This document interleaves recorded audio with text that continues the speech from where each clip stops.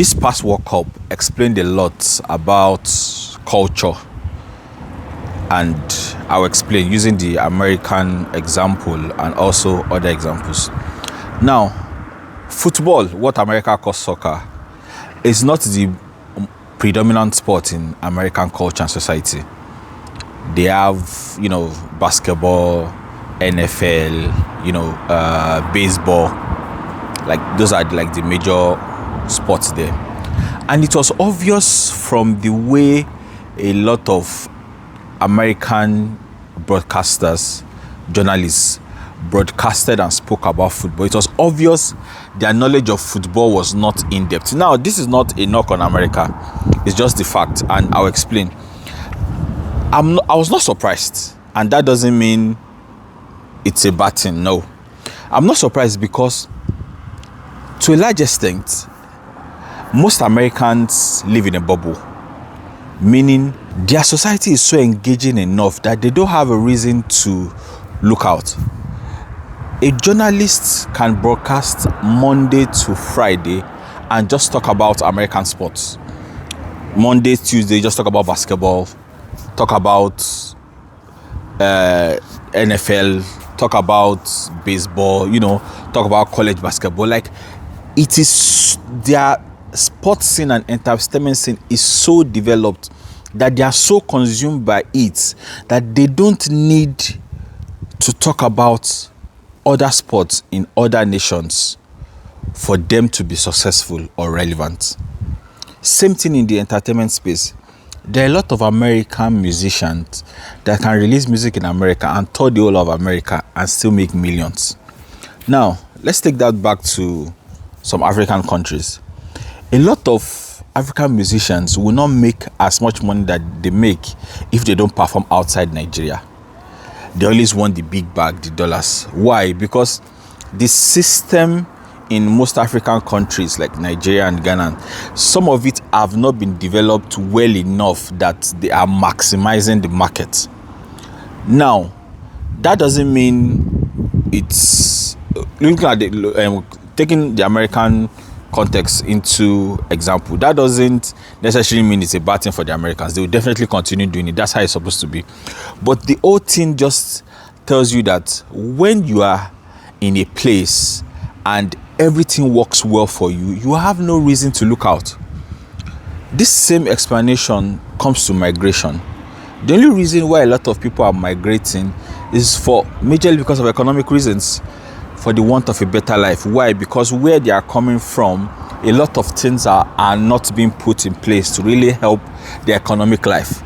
Looking at the story of Nico Williams' parents, how they had to leave Africa, and Lamine Yamal's parents, his story and everything.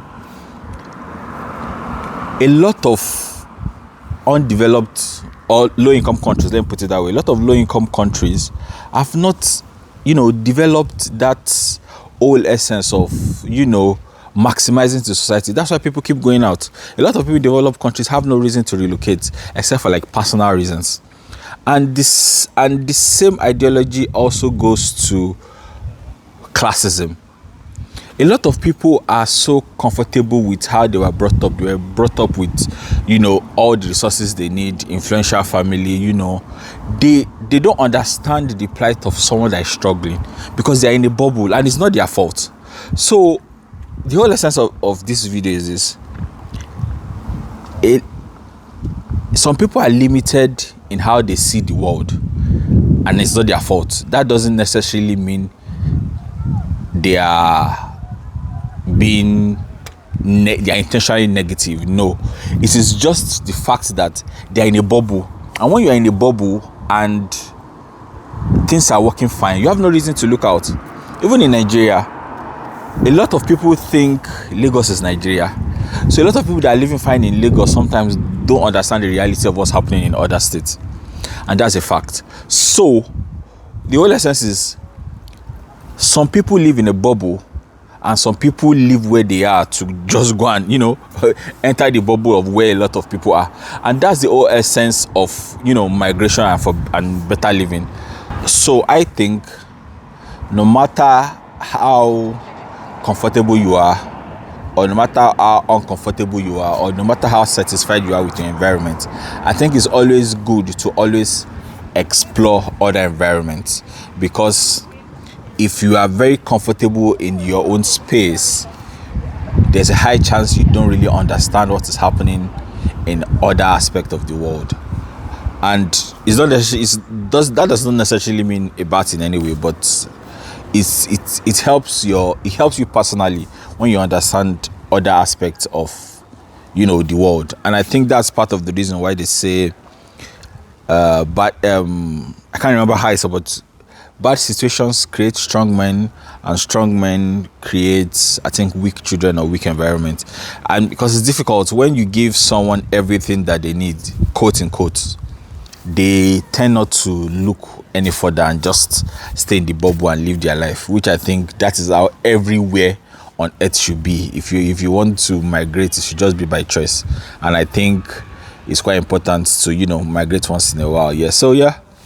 So that's what I've learned from the World Cup, of the fact that if you are very comfortable where you are, you tend to live in a bubble and don't understand what's happening in another place. So I hope I don't get too comfortable to start living in a bubble, but it's not a bad idea to be doing it. It is not a bad idea to be, but just sort of sharing it.